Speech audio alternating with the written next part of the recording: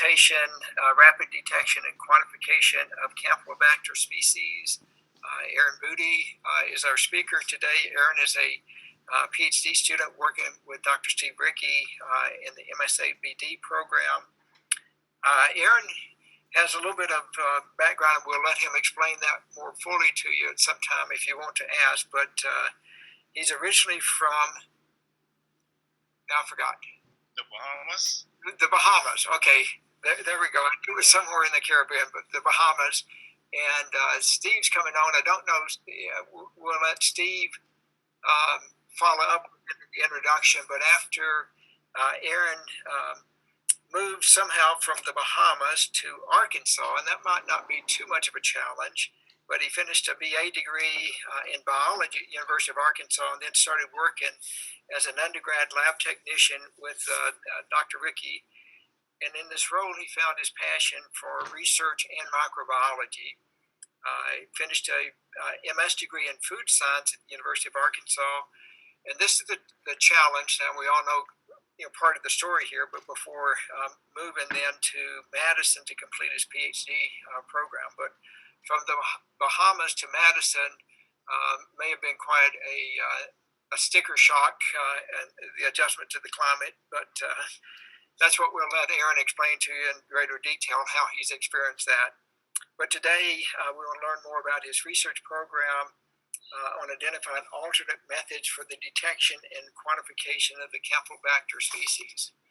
So Aaron, we're all in your hands and look forward to your presentation. Yes, thank you, Dr. Crenshaw. Yes, good day, everyone. My name is Aaron Bodie. Yes, I am from the Bahamas. And it's a funny story you say that. So when I got word that I was moving to Wisconsin, the first thing I did was I said, okay, I need to deal with the cold. So I started growing my hair. Well, now the winter is kind of getting over, and this is the highest my hair has been in my life, so I don't know what to do with it. So please, I apologize for having a bad hair day today. However, let's get started. And so my seminar topic today is the rapid detection and quantification of Campylobacter species. Okay, so just our agenda for today. First, I'll give you an introduction on what is Campylobacter and why is it a problem. Then I'll talk about the current problems with the detection method for Campylobacter, which is the classical microbiology culturing method on plate counts. And so then we'll go into our specific aims on how we as a lab tend to alleviate the current problems with the detection methods for Campylobacter, which will lead us into the first phase, phase 1, which we did a media comparison for a Campylobacter detector. And then we will go into our future studies that I intend to get to. Okay, so Campylobacter. So what is Campylobacter? Well, Campylobacter is a gram-negative microorganism, and so those are said to have a thin peptidoglycan layer around the cell. And so it is said that these gram-negative microorganisms are more antibiotic resistant. And so Campylobacter is thermophilic. It likes your warmer temperatures. However, it grows best at 42 degrees Celsius. And so you can find Campylobacter in the gastrointestinal tract of many different animals, as this is a zoonosis microorganism. However, what sets Campylobacter kind of apart with pathogens for a human is that Campylobacter is a microphilic organism. It grows best in an environment with 5% oxygen, 10% carbon dioxide, and 85% nitrogen. However, this can vary because right now there are 26 species of Campylobacter and they all may vary in their composition. However, of the 26 species of Campylobacter, there are 2 that are known to cause most of the human enteric pathogen and cause most of the human disease, which is your Campylobacter jejuni and your Campylobacter coli. And so the digestion of Campylobacter jejuni and coli causes the disease campylobacteriosis. And this accounts for 1.5 million illnesses in the United States a year. And so this is number 3 for full-born illnesses, hospitalizations in the United States with about 15%. However, this has a low mortality rate as only 200 persons who get the disease actually die. And so those who have campylobacteriosis most likely don't even know it because those who get it are able to get better on their own of around 7 days. And the common symptoms of campylobacteriosis is you have diarrhea, often bloody. You may have a fever, stomach cramps, nausea, and vomiting.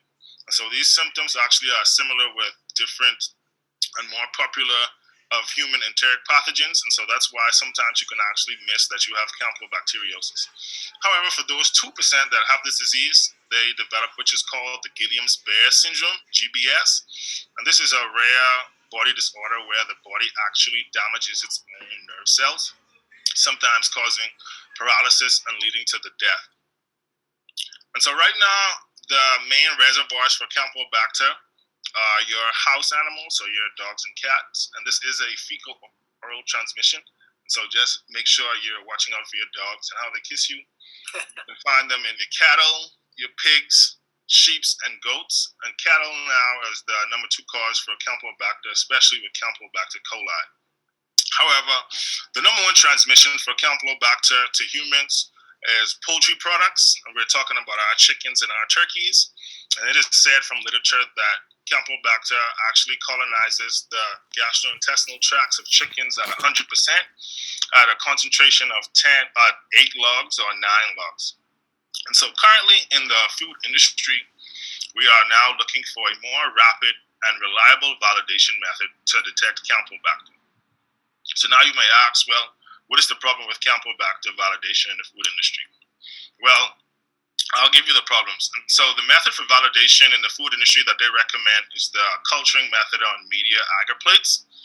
And there are some problems with this validation method. So number 1, these methods are not sensitive enough. And so Campylobacter is viable but unculturable. And so sometimes Campylobacter can be present and it does not grow on these media agar plates. Also, the agar plates are able to catch and pick up and detect these Campylobacter cells. However, it is not able to capture all of the Campylobacter that may be present in the sample. Number 2, these methods take too long.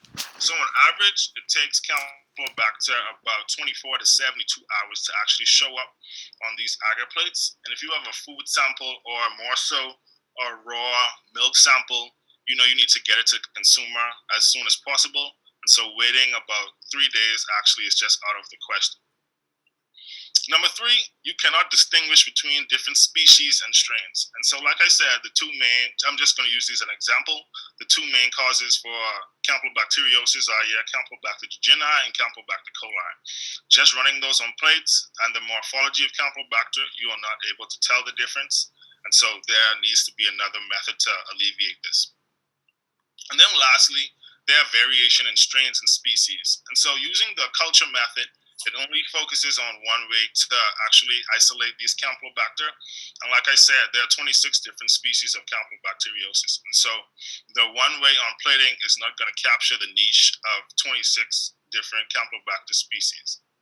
And so moving forward, we wanted to focus on molecular methods because they alleviate some of the problems caused by the culture method that is recommended by the Food Safety Inspection Services. And so the molecular method that we choose to move forward with was the polymerase chain reaction, which has gained a lot of popularity since the COVID.